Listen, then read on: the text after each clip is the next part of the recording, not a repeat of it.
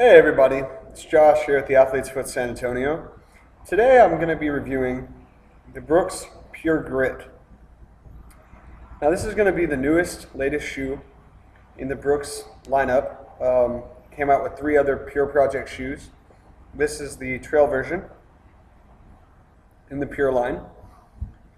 I'll start by going over some of the technical features of the shoe, and then we'll move from there into my actual review of the shoe. To begin with, we have what's called an ideal heel.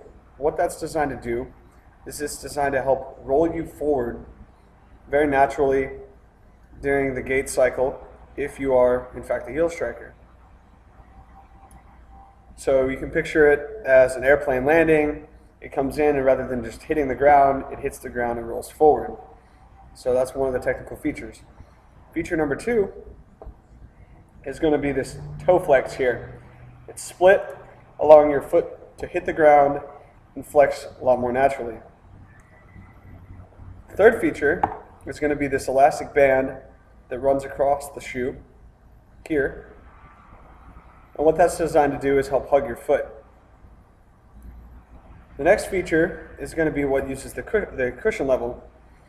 We call it DNA Biomogo, or Biomogo DNA. What that's going to do is be a scattering of the DNA technology blended through the midsole of the shoe.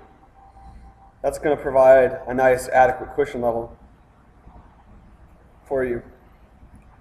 We have a 4mm heel to toe drop, so very, very natural, more like regular minimalist line of shoes. It's going to be 4mm versus 10 to 12 to 14mm in most other road shoes. We have an anatomical last, meaning that it's just going to be very, very foot-shaped, as you can see. Kind of curves like a foot would. The lacing, it's going to be a beaded lace. See if you can see that there. What that means is it's going to help stay tied when you tie it. Due to the tension level in the lacing, it kind of locks itself in.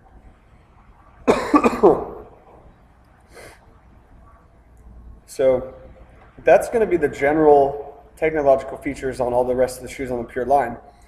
This version, as the trail version, is going to be a little bit different. You're going to have the aggressive tread, as you can see on the outsole of the shoe. Another feature that is different from other trail shoes is that this one does not have a rock plate. A rock plate in a normal trail shoe is going to be a hard plastic material running through the underside of the shoe here to help protect your feet from rocks, roots, debris, etc. What they did here was they made it concave in shape, so when you press down on the ground, it splays out, kind of giving you more surface area and traction. So that's how they prevented being able to put a rock plate in the shoe, still offering you a lot of protection. You have this area under the arch. It's going to help do the same thing, help protect your arch. So with that said, we can move into my review of the shoe. I have about 10 hours, at least 10 hours, running in this shoe now on various surfaces. We'll talk about dry conditions first. The shoe adapts and handles very, very well on gravel, rocks, dirt, roots, boulders.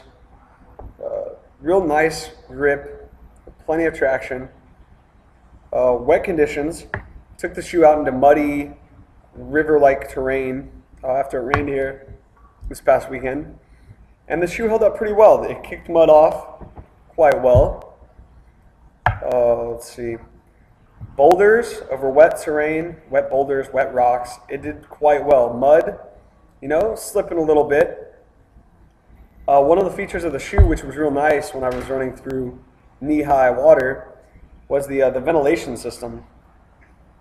This double mesh, it's a thick mesh overlaid by a thinner mesh, actually drained water incredibly quickly, keeping my feet pretty dry.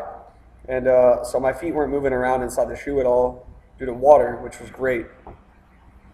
Road versus trail. Had some questions. Does it work well on the road versus the trail? It worked pretty efficiently on the road. Did quite a bit of running on the road, which is nice.